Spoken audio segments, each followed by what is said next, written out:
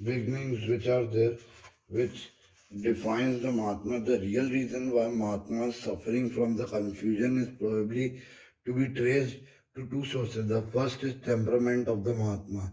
He has in almost everything the simplicity of the child capable of self-deception. That he created a self-deception for the Hinduism. That denying the theories of Shastras, he was using the casteist matters as a way to play political gimmick to be a leader among people. And the society cannot bear the whole truth, that he must not speak the whole truth. If he is speaking the whole truth, it is bad for his politics.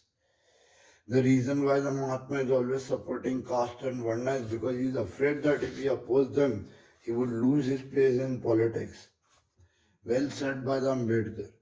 The Mahatma says that the standards are applied to test Hinduism and Hindus are too severe, and that judged by those standards, every known living faith will probably fail. The complaint that my standards are high may be true, but the question is not whether they are high or whether they are low. The question is whether they are right, the standards to apply.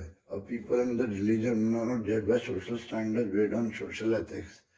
No, the standard would not have any meaning if religion is held to be necessary good for the well-being of the people.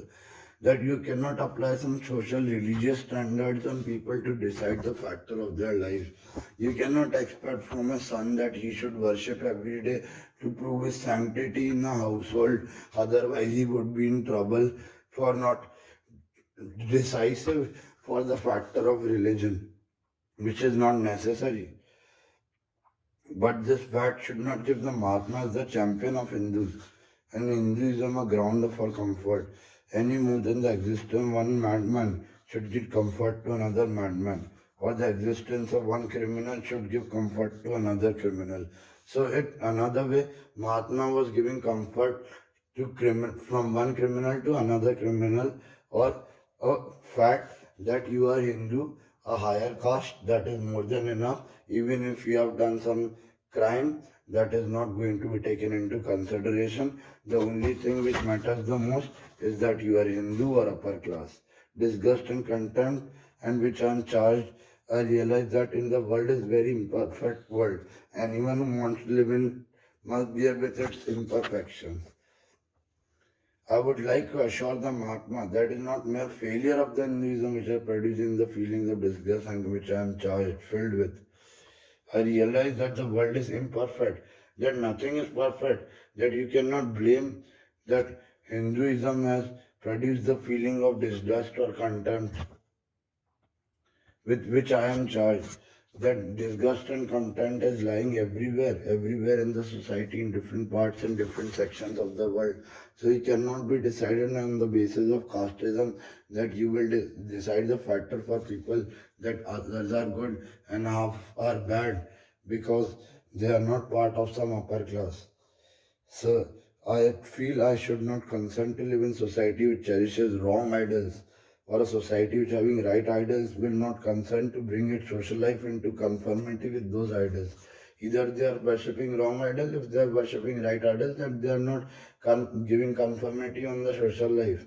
What is the use of worshipping such right ideals? Then they will also be considered wrong. That is so obvious.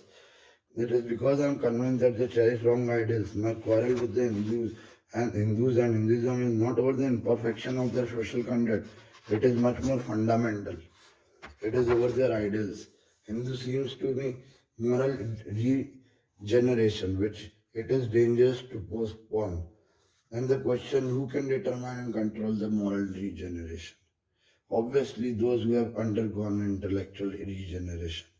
Those who are honest enough to have the courage of their conviction of born of intellectual emancipation. Judged by the standard, the Hindu leaders who count are, in my opinion, quite unit for the task. It is impossible to they have undergone the preliminary intellectual regeneration. If they have undergone intellectual regeneration, they would neither delude themselves in the simple way of untaught multitude, nor would they take advantage of the primitive ignorance others one sees them. So, the regeneration either make you the same person you had been from the beginning, or you will be following the same slavery of your ancestral belonging. That your father was a priest, you will also be a priest, or your grandmother was some prostitute, then you will also be a prostitute. Very well written by the great Ambedkar. Now become a warning rather than a guide. Hindus so that idols, which however suitable they might have been in these days of the origin, become a warning than a guide. Those idols of Hindus became then itself a warning, then a guide for people that you have to follow them at any cost in the way it has been fashioned, or otherwise you can get beheaded, or in any way you have to sacrifice yourself. They still have mistakes respect for their earlier forms with inclined, nay opposed to any examination of the foundation of their society. So they still have mystic respect for the earlier forms, which makes them disinclined, not, nay opposed to any examination of the foundation of their society. The Hindu masses are, of course, incredibly heedless in the formation of their beliefs. But so are the Hindu leaders, and what is practice of these Hindu leaders become filled with illicit passion for their beliefs. Then anyone proposing them beliefs compassionate. Mahatma is no exception. The Mahatma appears not to be believe in thinking. He prefers to follow the saints. Like a conservative with his reference for consecrated notions, he is afraid that once start thinking many ideal institutions to which he clings will be doomed.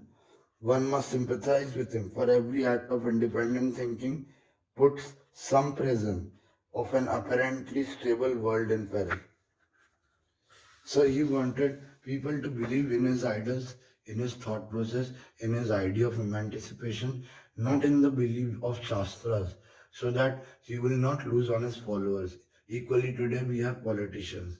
And the human mind is no more than truth-finding apparatus than the snout of a pig. Insofar as Mahatma does think, to me he really appears to be prostituting his intelligence to find reasons for supporting archaic social structure of the Hindus, that is prostituting, that is putting us on bait to get better out of the Hinduism. And for that reason, he used the term prostitution, that you are almost prostituting the Hindus, using them as some product or some commodity for the betterment of your, and in this kind of formulating the truth, you are only snouting as a pig. The human mind is no more truth-finding apparatus than snout of a pig. Unlike Mahatma, there are Hindu leaders who are not content merely to believe and follow. They dare to think, act, and in accordance with the result of thinking, and unfortunately, dishonest lot, indifferent lot when it comes to the question of right being. See, Brahmins who sell shoes is far greater than those who practice priesthood. Not only have the Brahmins given up their ancestral calling, priesthood of trading, but they enter trends which are prohibited to them by the Shastras. Yet, how many Brahmins who break caste every day will preach against caste and against the Shastras? Today, the caste is Brahmin and has changed his occupation, working as a shoe seller, maybe shopkeeper, cannot be called Brahmin. He is Brahmin till the time he is priest inside a temple. Apart from that, he cannot be considered. How can he take advantage of his Brahminical identity as a shoe seller? That is the question asked by the Ambedkar to the Gandhi in the debate, in the conference with Gandhi and Ambedkar in front of the authority of Britain in the legal court. Brahmin and Shastras every day, but who are the most fanatic upholders of the theory of caste and sanctity of the Shastras? Why this duplicity that you are playing Brahmin in a shoe shop and then you are calling yourself priest and Brahmin too there? Why this duplicity? Because they feel masses are emancipated from the yoke of caste. They would be menaced to the power and prestige of the Brahmin as a class. So they would be come as a prestige of the class of Brahmin, as a yoke of the caste, just by calling themselves, just by wearing jinev, just by calling themselves some Brahminical surname. The masses of deny the masses of fruits. There, the Brahmin thinking is most disgraceful phenomenon. the dishonesty of the intellectual class who would deny the masses of fruits of their Brahman thinking is the most disgraceful phenomenon. The Hindu in the word Matthew and all are wandering between two worlds, one dead, the other powerless to be born. So one can imagine and figure out the notion why it has been used that caste is a form of a social practice which has been used as a means of oppression and always made sure that creating kind of duplicity where a person is working as a shopkeeper using his caste to take advantage in his business or to make people learn and dishonesty of the intellectual causes would deny the masses the fruits the Brahmins are having, that would be denied if they will stop using their surnames or the genes or the concept for Geneva.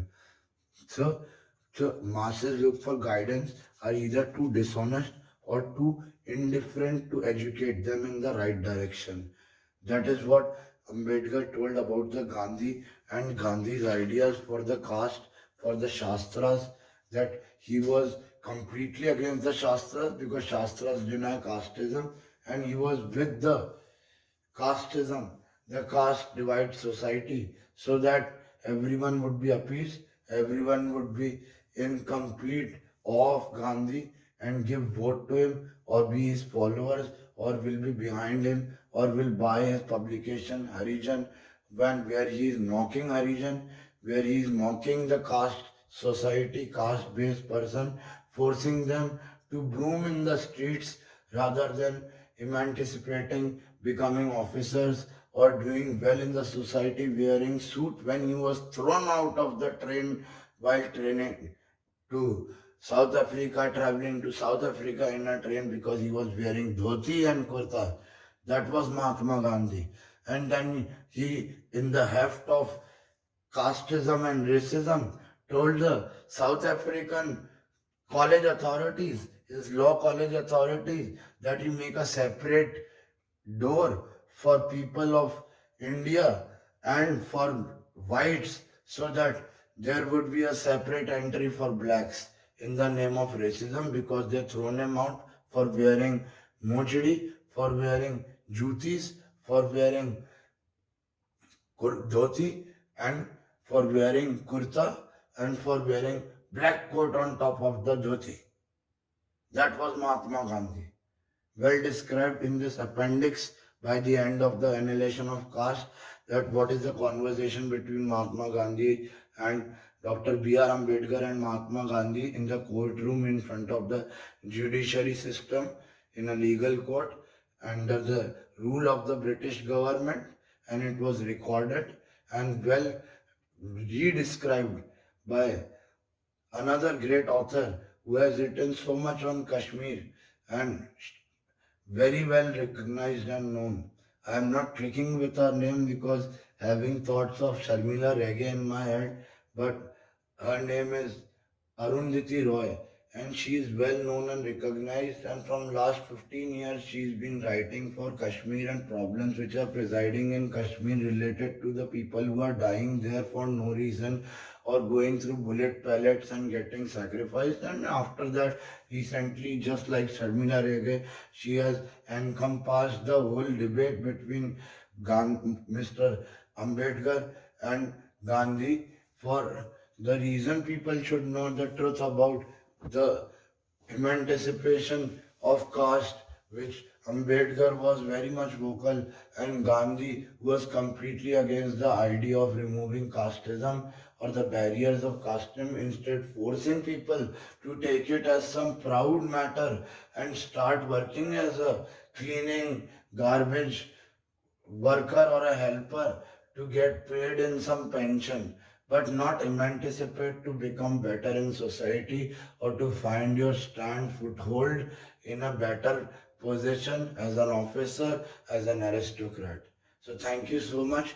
I want to talk about Gandhi on the day of Gandhi Jayanti. Why Dr. Great Bhimrao Ambedkar differentiate and stand out completely from the cloth-wearing Gandhi who was roaming around bare nude and trying to be some appeasement or acceptance in the society of Hindus who were majorly those who wanted to be called themselves as Brahmins, majorly Baniyas, and at once he is describing that the Gandhi himself is a Baniya and pretend himself to be Brahmin, married to a Brahmin, and started making his own childlike theories which are not true, and created his own contorted vision of Hinduism, cannot be, not going according to the Shastras, cannot be inherited or digested in a way that it will be surmised. So thank you so much for talking about Gandhi on the day of Gandhi Jayanti, that there is no requirement for 2 minutes of silence. This person has done nothing except getting some dandi march, and he has not invented salt. The salt is not invented by Mahatma Gandhi. Get the fact clear. The salt has been way invented by the foreigners in different parts of the Europe. He managed to get it through Dandi March at some part of Sabarmati, the settled remains of white form, and start calling it salt and calling it discoverer. No, only Thomas Alva Edison, he has invented this light, which I am under right now taking this life, and nothing else. And apart from that, no one else. He has not discovered salt. Mahatma Gandhi has not discovered salt. He has done only Dandi March. He has created Punat, melodrama, and then was about to die. People started pleading and they started nudging their nose on the foot of Dr. B.R. Ambedkar that you please make him drink the water so that he can break the fast and survive, because people want him to survive, otherwise he will die, next to the Oh My God movie. So you can figure out why movies are necessary, why the experts are necessary to be inculcated for making a better example when it is used in High Court in those days from the old movie, and telling very well by the great Ambedkar, and defining the societal difference where the protagonist is taking this initiative to sit with a lower caste, to remove the barrier of casteism, to sit with him for the dinner. So thank you so much, and it is very necessary that you better realize what was Mahatma Gandhi, what are his rhetoric ideas. And a week back in Madhya Pradesh, they have brutally raped a girl from an ashram, a simple girl, before murdering her, and brutally and in a wrath.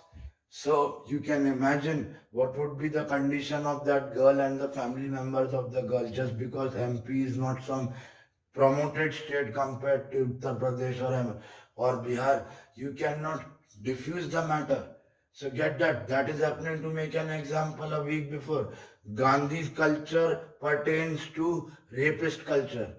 So we have to make realize he was sleeping with 8-year-old, 6-year-old, 10-year-old, 12-year-old nieces of his own, and then telling people that you debarred your family, your married life, and send your wives and your nieces, your daughters of 12 year, 10 year to me, and you are sleeping with them, doing intercourse with them, and then calling himself Mahatma. Would you call such a person Mahatma? You have to decide. Today we have cultures like Asaram Bapu or Ram Rahim, well defined in the regions of Rajasthan and Haryana and throughout the India. We have a Baba appearing every morning at 7, 8 o'clock and telling that do yoga in the name of that, calling children from different societies, different schools, different academies. Isn't that a Baba system getting continued? Isn't the same Gandhiism getting imposed in the form of a practice similar to the Ram Rahim or this Asaram? I am very much against. I am not for the Asaram. And there is recently an Amazon show defining Asaram told by Manoj Vajpayee. So why it is all there? Because Asaram practice is not an acceptance. Same goes with Muslim who is trying to sleep with 80-year-old in the name of Mohammedan law. There is no Mohammedan law, there is only one law for constitution. And our constitution of India has been considered the best constitution in the whole world, where you are completely restricted as a criminal and can do nothing. So realize it. You cannot do anything as a person who is an illegal person. Get that clear. You are Mahatma follower or anything, you cannot commit rape as a Mahatma Gandhi follower, or even without that, in the name of anything. Usually the rapist culture comes from the Mahatma Gandhi following. Thank you.